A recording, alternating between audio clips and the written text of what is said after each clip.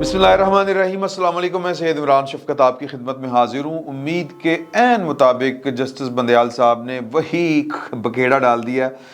جس کی ان سے توقع کی جا رہی تھی۔ بہت سے لوگ ان سے خیال کر رہے تھے کہ جی شاید کوئی سینس پریویل کرے، کوئی لارجر بینچ بن جائے،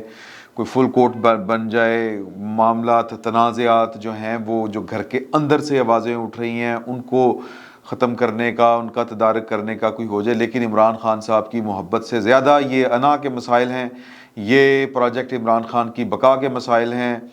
یہ کچھ خانگی مسائل ہیں، بیگمات کے پریشر ہیں، بچوں کی دھمکیاں ہیں، جس کی وجہ سے یہ پاکستان ان حالات میں پہنچا ہوا ہے۔ آج سپریم کورٹ کے 3 رکنی متنازع بینچ، میں متنازع جان بوجھ کے نہیں، میں اس کو جان بوجھ کے، تو ایک وہ ہوتا ہے نا کہ کوئی شرارت کر رہا ہو، میں اس کو اپنے پورے اخلاص کے ساتھ سمجھتا ہوں کہ یہ 3 رکنی بینچ جو ہے یہ ایک متنازع بینچ ہے۔ اس کی وجہ ہے کہ آپ ہسٹری اٹھا کے دیکھیں، آپ کے سامنے کی ہسٹری ہے کہ یہ بینچ 9 ارکان سے شروع ہوا تھا اور اس میں 4 ججوں نے جو تھا، مطلب اس کا فیصلہ جو تھا وہ جیتے جاگتے زندہ موجود ہیں جج، وہ تاریخ کا حصہ نہیں بنے، وہ حال میں مقیم ہیں، اور چیف جسٹس آف پاکستان صاحب کے دائیں بائیں موجود ہیں، اور مریدہ تے مقردہ اکثر کوئی علاج نہیں ہوتا۔ اب اگر چیف جسٹس آف پاکستان حقائق سے منہ موڑ رہے ہیں، مکر رہے ہیں، تو اس کا علاج کوئی نہیں ہے ماں سوائے اس کے کہ ان کو پھر پکڑ کے سمجھایا جائے۔ اور دیکھیں، میں میرے ایک سینئر ہیں، میں نام ان کا نہیں جان بوجھ کے یہاں پہ لینا چاہ رہا، ان کا یہ خیال ہے کہ اگر پاکستان کا چیف جسٹس ایک ایگزیکٹو آرڈر کے ذریعے بحال ہو سکتا ہے تو ایک ایگزیکٹو فیصلے کے ذریعے اس کے جو اختیارات ہیں ان کا جائزہ لینے کے لیے کوئی بندوبست کیوں نہیں کیا جا سکتا؟ آپ کو یاد ہوگا کہ افتخار محمد چودھری صاحب کو، جو یہ نہیں کہہ لیں کہ پرویز مشرف صاحب نے جب وہ کیا تھا، پھر پی سی او کے تحت جج بھی نکال دیے گئے، پھر جب الیکشن ہو گئے، حکومت آ گئی، نئی حکومت آ گئی، معاملات آگے بڑھے، تو آصف علی زرداری صاحب جو تھے وہ افتخار چودھری صاحب کو بحال کرنے سے گریزاں تھے، اور وہ سمجھتے تھے، وہ کہتے تھے کہ یہ عذاب آئے گا پاکستان کے اوپر، اور اس وقت ہم بھی ان لوگوں میں سے تھے جو آزاد عدلیہ کے نعرے مار رہے تھے، لیکن وہ آزاد عدلیہ نہیں تھی، وہ سارا کچھ جو ڈرامہ تھا وہ جنرل کیانی کا رچایا ہوا ڈرامہ تھا، اور ہم جو تھے وہ جذبات کی رو میں بہہ گئے۔ ہمیں لگ رہا تھا کہ عدلیہ آزاد ہو جائے گی، ملک ریاست ہوگی ماں کے جیسے ہی ہیں، نہ وہ ماں مت رہی تو بھی زیادہ بھیڑی ہوگی سر۔ تو جب یہ بحال کرنے کے لیے تیار نہیں تھے، نواز شریف صاحب کے اپنے سیاسی مسائل تھے اس وقت، وہ اس وقت سپریم کورٹ کے ایک حکم کے اوپر 12-13 درجن جو ہیں وہ وزرائے اعظم قربان کرنے کے لیے تیار تھے۔ وہ اس وقت کے وزیر اعظم جناب یوسف رضا گیلانی کے خلاف خود پٹیشن لے کے کالا کوٹ پہن کے NRO عمل درآمد کیس میں جو تھے، وہ تو خیر خواجہ آصف گئے تھے، لیکن نون لیگ گئی تھی نا، تو جو NRO عمل درآمد کیس میں جب ان کے خلاف ہو رہے تھے تو وہ کہہ رہے تھے کہ جی استثناء کے پیچھے کیوں چھپتے ہو؟ تو یہ میثاق جمہوریت کے اوپر دستخط کرنے والے نواز شریف صاحب تھے، مائنڈ اٹ، اور نواز شریف صاحب جو ہیں وہ پھر میمو گیٹ کے اوپر بھی وہ کالا کوٹ پہن کے گئے تھے سپریم کورٹ کے اندر۔ افتخار چودھری صاحب کے زیادہ ہاتھ مضبوط کیے تھے، کیانی صاحب کے ہاتھ مضبوط کیے تھے۔ نتیجتاً یہ ہوا کہ کیانی صاحب نے معاملات اچھے کر دیے، ورنہ فوج کا نکالا ہوا اقتدار سے وہ واپس اقتدار میں کیسے آ سکتا ہے آگے؟ تو تب ہم کہا کرتے تھے، اور نواز شریف صاحب کو اب شاید یہ باتیں اب ستائیں، یہ یادیں اب ستائیں کہ کتنی وہ غلط باتیں کیا کرتے تھے، ان کے فیصلے کتنے غلط تھے۔ آج ان کو وہ تھانیاں ماریاں دنداں نال کھولنیاں پی رہی ہیں۔ آج وہ کہہ رہے ہیں کہ جی کہ، اور ہم بھی کہہ رہے ہیں، ایسا نہیں کہ وہ کہہ رہے ہیں، یہ ہم بھی کہہ رہے ہیں، اور ہم ان سے پہلے کا کہہ رہے ہیں۔ ہم افتخار چودھری صاحب جب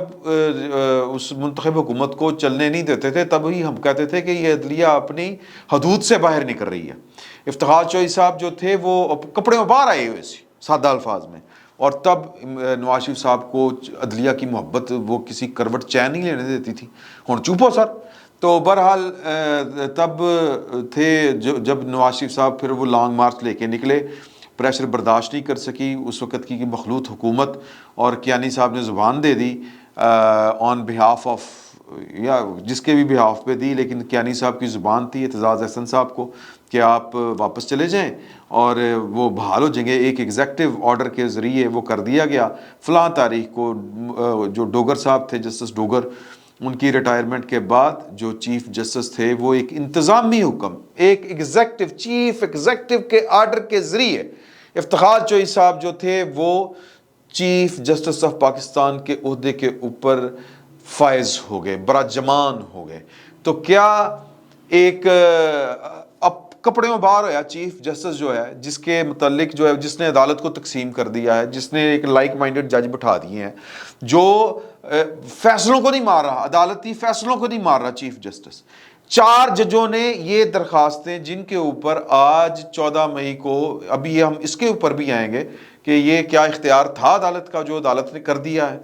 تو 14 مئی کی جو تاریخ دی ہے، جن درخواستوں کے اوپر دی ہے، یہ درخواستیں جس درخواستوں کے اوپر آئی ہیں وہ درخواستیں مسترد شدہ ہیں۔ تو مسترد شدہ درخواستوں کے اوپر جو عدالتی فیصلہ تھا، چیف جسٹس پاکستان اس فیصلے کو نہیں مان رہے۔ 4 ججوں کا فیصلہ تھا، 4-3 سے آیا تھا۔ وہ جج زندہ ہیں ماشاءاللہ، اللہ تعالیٰ ان کو صحت دے، زندگی دے، سپریم کورٹ کے جج ہیں وہ، انڈین سپریم کورٹ کے جج نہیں ہیں، اسرائیلی سپریم کورٹ کے جج نہیں ہیں، کہیں باہر سے نہیں آئے، افغانستان سے ہجرت کر کے نہیں آئے، پاکستان کے شہری ہیں، پاکستان کی اعلیٰ ترین عدالت کے وہ جج ہیں، وہ آپ کے کلیگ ہیں، آپ ان کا فیصلہ نہیں مان رہے، تو پھر سر آپ کا علاج تو ایگزیکٹو آرڈر ہی ہے کہ ایک ایگزیکٹو آرڈر کے ذریعے کچھ کیا جائے۔ قانون دان ہے، پارلیمان ہے، سب کچھ کر سکتی ہے، سب اداروں کی ماں پاکستان کی پارلیمان ہے، میرا اور آپ کا منتخب کردہ ادارہ۔ یہ کیا بیچتے ہیں یہ جج جرنیل، کیا بیچتے ہیں؟ کچھ نہیں بیچتے سر، تھوڑا سا مضبوط ہونا پڑے گا۔ آج پارلیمان کا اجلاس ہے تو کھڑے ہو پارلیمان اور شٹ اپ کال دے ان 3 ججوں کو، ان کی اوقات ان کو یاد دلائے کہ آپ حرکتیں کیا کر رہے ہیں۔ آئین میں کہاں لکھا ہے کہ جی کہ سپریم کورٹ الیکشن کی تاریخ دے سکتا ہے؟ پہلی سوال تو الیکشن کی تاریخ کا بنیادی طور پر ہے ہی نہیں، سوال تو اس 3 رکنی متنازعہ بینچ کی پیدائش کا ہے کہ یہ نجائز پیدائش ہے اس کی یا لیگل پیدائش ہے اس کی، یہ لیجیٹیمیٹ بینچ ہے یا اللیجیٹیمیٹ بینچ ہے۔ پہلا تو سوال یہ ہے کہ آپ اس لیے کہ آپ کے پاس چیف جسٹس آف پاکستان کی کرسی ہے، آپ جو ہیں وہ سپریم کورٹ کے ہی باقی ججوں کو جو اختیارات کے حوالے سے، جو جوڈیشل جو ایک پاور ہے اس کے حساب سے وہ آپ کے برابر ہیں، آپ ان کا فیصلہ نہیں مان رہے، آپ ان کی بات نہیں سن رہے۔ سوال تو یہ ہے، باقی باتیں بات کی ہیں۔ اب اسی پر آ جائیں، ہم تھوڑا سا میرٹس کے اوپر چلے جاتے ہیں۔ میرٹ نمبر 1 کہ کیا سپریم کورٹ خود سے تاریخ دے سکتی ہے؟ نہیں دے سکتی۔ پورا آئین نکال کے دیکھ لیں، نہیں دے سکتی۔ خیر آئین کی ہم کہاں پر آئین کا نوحہ پڑھیں کہ وہ کیا شعر ہے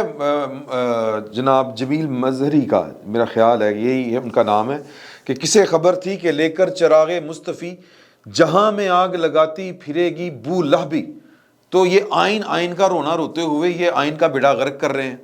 کہ آئین میں کہیں پر ہی لکھا کہ سپریم کورٹ جو ہے وہ انتخابات کی تاریخ دے سکتی ہے، لیکن کر دیا۔ اگر آپ نے کچھ کرنا ہی تھا تو آپ یہ فرماتے، یہ کرتے کہ جی کہ یہ اختیار صدر مملکت کا ہے، یہ جو فیصلہ کیا ہے انہوں نے الیکشن ملتوی کرنے کا الیکشن کمیشن نے، یہ ان کے مجاز نہیں ہے، ان کو کچھ کرنا پڑے گا۔ انہوں نے جناب الیکشن کمیشن کا اختیار اپنے ہاتھ میں لے لیا، انہوں نے ایگزیکٹو آرڈر جو تھا حکومت کا اختیار کہ جی کہ فلاں فنڈ جاری کرے، فلاں پولیس کرے، یہ کرے، وہ کرے۔ سر آپ آئیں بندیال صاحب، آپ گھر سے نکلیں، یہ جو سندھ ہاؤس کے سامنے ججز کالونی میں آپ کا بڑا سا بنگلہ ہے، اس گھر سے نکلے جسٹس بندیال صاحب، آپ جائیں پرائم منسٹر ہاؤس کے اوپر جا کے بیٹھ جائیں، حکومت سنبھالیں۔ آپ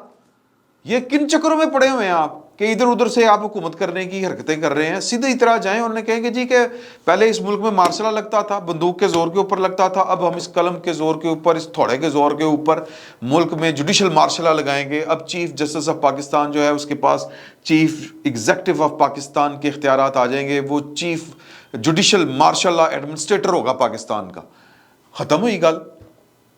یہ کر لیں کام سیدھا۔ اور پھر اوپر سے وڈی فنکاری یہ ہے کہ جناب کہ وہ جو 184(3) کے پاور ایکسرسائز کرنے سے جو جسٹس بندیال صاحب کو روک دیا تھا، اور ویسے تو انہوں نے بھی جو تھا 4 رکنی بینچ نے بھی اس کا ذکر کیا تھا کہ جی کہ بات یہ ہے کہ 4 رکنی بینچ کا فیصلہ جس کو چیف جسٹس پاکستان ماننے کے لیے تیار نہیں ہے کہ 184(3) کے تحت کسی کے پاس ون مین شو نہیں ہے، ون مین شو نہیں ہے، تو اس فیصلے کی بنیاد کے اوپر جسٹس قاضی فائز صاحب اور امین الدین خان نے ایک فیصلہ جاری کیا، کہا کہ جی جب تک یہ فل کورٹ والے یا معاملات ٹھیک نہیں ہوتے 184(3) کے تحت ہم وہ قواعد و ضوابط نہیں دیکھ لیتے، بنا نہیں لیتے، تب تک اس کے تحت سننے والے مقدمات کی سماعت روک دی جائے۔ اور یہ جو سن رہے تھے، یہ جو مقدمہ، یہ 3 رکنی جو ہے وہ غیر نجائز بینچ، معافی چاہتا ہوں، یا متنازعہ بینچ یہ کہہ لیں، یہ ان کو بھی روک دیا گیا تھا کیونکہ یہ 184(3) کے تحت سرکولر جاری کر دیا۔ سرکولر کے اوپر انہوں نے نوٹس لیا جسٹس قاضی فائز صاحب نے کہ یہ سرکولر کے ذریعے آپ یہ ایک جوڈیشل آرڈر کو کس طرح معطل کر سکتے ہیں، کالعدم کر سکتے ہیں، اور پھر کل عدالت میں بیٹھ کر یہ انتظامی مسئلہ ہے، بندیال صاحب کہتے ہیں ہم دیکھ لیں گے، انتظامی مسئلہ ہے۔ آج 6 رکنی بینچ بنا دیا ہے، جسٹس اعجاز الاحسن، جسٹس منیب اختر، جسٹس مظاہر علی اکبر نقوی، ماشاءاللہ ٹرک ہیں جی، اور پھر جن کے خلاف جو ہے وہ سپریم جوڈیشل کونسل کے 2 ممبران باقی ممبران کو لکھ رہے ہیں کہ عہدہ احتساب کرو، اس کا ریفرنس جو ہے اس کا جائزہ لیں، اگر یہ بے گناہ ہیں تو عزت کے ساتھ کام کریں، اگر گناہ گار ہیں تو کار ہو جائیں، لیکن نہیں، چیف صاحب نے تو پیغام دینے ہیں۔ تو جسٹس محمد علی مظہر، عائشہ ملک، جسٹس عائشہ ملک اور جسٹس سید جو ہیں اظہر رضا رضوی، یہ ہیں۔ پیچھے رہ گئے 2 جج، ایک بندیال صاحب خود اور ایک شاہد صاحب جو ہیں، وہ جسٹس شاہد، میں نام ان کا بھول رہا ہوں، شاہد ظہیر ہے، پتہ نہیں کیا نام ہے ان کا، وہ ایک جج ہے۔ تو یہ پورے کا پورا لائک مائنڈڈ، پورے کا پورا بینچ، ادھی سپریم کورٹ ایک پاس ہے، بلکہ 51% ایک پاس ہے، یہ بیٹھ کے اب جسٹس قاضی فائز عیسیٰ صاحب کا کیس سنے گا۔ اور طارق مسعود کو ڈال لو یار بیچ میں، انہوں نے تو یہ نہ کیا کو بیلنس کر لیں، کیا تماشا بنا دیا سپریم کورٹ کا، بیلنس کر لیں۔ قاضی فائز عیسیٰ، امین الدین کو اور جسٹس شاہد جو ہیں ان کو نہیں بٹھانا، ان کا فیصلہ، اوکے نو پرابلم۔ منصور علی شاہ پیچھے بچتے ہیں، سردار طارق مسعود پیچھے بچتے ہیں، یحییٰ آفریدی پیچھے بچتے ہیں، جسٹس مندو خیل پیچھے بچتے ہیں، جسٹس اطہر من اللہ، 5 جج پیچھے بچتے ہیں، 5 جج۔ تو یار ان میں سے 3 بٹھا لیں، 3 ادھر سے کر لیں، کچھ اس طرح کا کوئی سلسلہ کر لیں، کچھ کر لیں۔ نہیں سر، اس کو کہتے ہیں کہ جب بندے نے اتار کے کندھے پہ رکھ لی ہو اپنی، ہم پنجابی میں کہتے ہیں کہ یار پھر غلط ہو جائے گی مثال، تو یعنی شرم اتار کے بندے نے کندھے پہ رکھ لی ہو، چلے یوں کہہ لیں،